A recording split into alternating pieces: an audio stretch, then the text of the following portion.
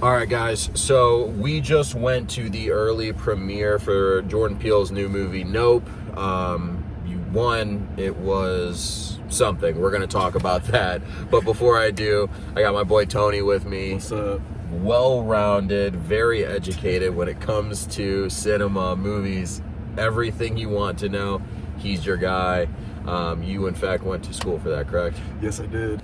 But we made a priority to see this movie. We've been planning this for at least a month, probably longer, honestly, since we saw the trailer. Yeah. So, super excited to see it before it really hits theaters tomorrow. A lot to unpack with that one, for sure. I don't even know where to start. I want to know what are your thoughts? It was interesting for sure. There was a lot that I just felt like wasn't really needed. I thought that they could have edited it a little bit better. I don't know if it was like a rushed edit or what, but it did kind of feel like it was all over the place at sometimes. But it was still a lot of fun. Like, it was a great movie to see. I just don't know if it was his best. Yeah, it was different. It was so much different than, me and you talked about that obviously before we started the camera, but like, it was so much different than what I thought it was going to be going in. But I had been warned, the interviews, the media outlets, like everything had told me, like, this is not what you might expect. And that was the goal of the movie. But definitely, there were definitely parts of that movie.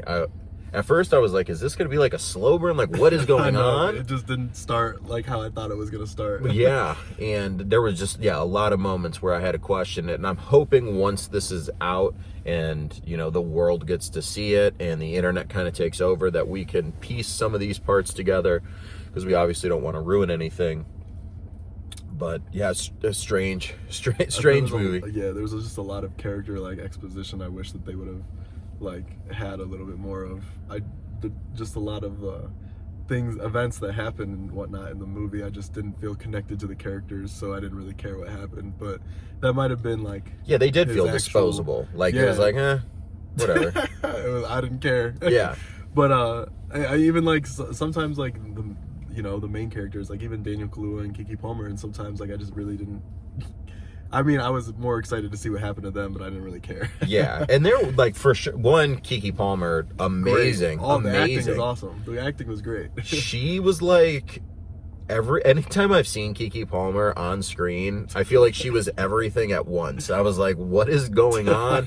They almost just let her do her own thing. Obviously they didn't, but she was funny. She was charming. She was very, very cool. Through and through great character, and they're good bond between them. You could tell they have good chemistry.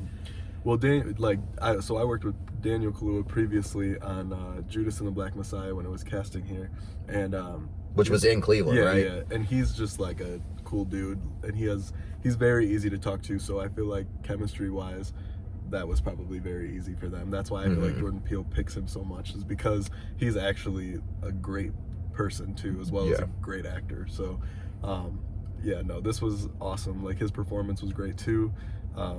I already know that he'll probably be in the next one or two or three. Has he been in every single movie that he's been in? I know he was obviously he wasn't in Get Out, but was he in Us? No, he wasn't. Okay, I was didn't trying think to remember so. What that was called. That one was also a little bit forgettable in my opinion, but really. So I and a lot of people think that. I will be honest, I loved that movie.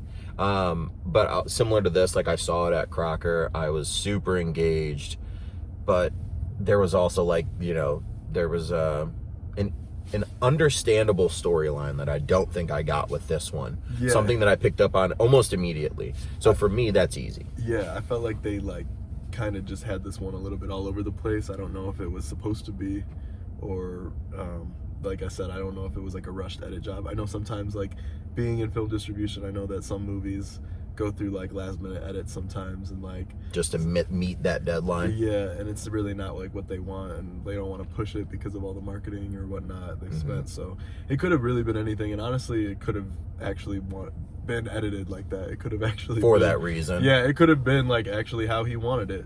Yeah. And if it was, it just, to me, I felt like it was a little out of place at some points. But I also could just not understand it right now. So. And that's what I'm hoping that the internet takes over, Reddit, everything takes over, so I can get a better understanding. One of the things that did impress me, and I heard him talking about this in an interview, was they focused on whether it was the lens or the way they edited their night shots. They did it in a way that had never been done before, which I thought was awesome. And then to see that on that screen, he said his goal was to make it feel like you were there in person and that your eyes had already adjusted, and those night shots were beautiful. Yeah, I think so too. I think that they definitely felt like you were there. Yeah. Like it was very dark, and you were still able to see everything what was going on, which was like very different from like what Game of Thrones. People complained about an episode where it was very dark. It was a lot different from that. So. Or even Us. I mean, think about that. Like that was a dark movie. I think about those scenes where like they're standing across the driveway staring at their mirrored family. Like if it was shot like that and we knew then, oh, that's them.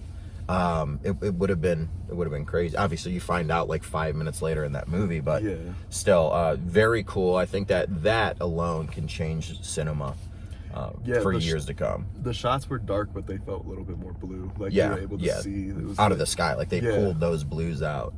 It was definitely shot well. Yeah. For sure. No, they did a good job with it. I just wish that there was a little bit more of a cohesive story. So 1 out of 10.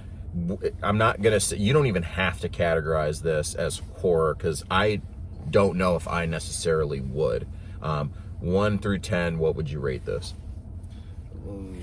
overall? Like I would say like a 7 or an 8. Like in like everyone thinks a 7's bad, but like I would say more toward 8. So yeah, I was gonna say I would give it an 8. So. Yeah, it was good. Like it wasn't bad. I would definitely watch it again. Yeah.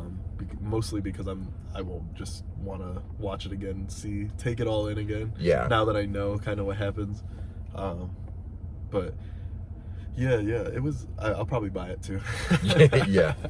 No, definitely. I will 100% watch it again. For me, as much as I love horror, or what I think is going to be horror, I always am on the edge of my seat waiting for jump scares and things like that. And I will say, because I don't think it's a spoiler, this is not that type of movie where you're going to have to be worried about, like, do I need to not look at the screen? Am I going to scream? Anything like that. It's not necessarily that type of movie. So to go back with my guard down and really process what it is I'm looking at might help me understand it a little bit better. Yeah, I think it's definitely not a horror film. I think that Jordan Peele kind of wanted to create a black sci-fi film. Yeah. And like he did it. Yeah, he did. Like, and in that regard, like I do want to say I love what he does for like that space of like sci-fi horror. I think that he is the only person that is making new and truly original pieces of work on the big screen like this. Yeah. Which is amazing. It's crazy to see. And I love that like he includes like black characters in his movies without actually like trying to force it down your throat or make it super inclusive. Like, and I guess not even, I don't even mean that in like a bad way. It's just more so like I feel like he really is the only one doing it, and doing it in a tasteful way where it doesn't like. I think because it's authentic to him. Yeah, I think it's genuine, and that is cool. That's beautiful. That's how it should be. Yeah, that's exactly what it should be. Yeah. For every movie, but a lot of it as always seems to be an issue with a lot of other 100%. directors or writers, producers.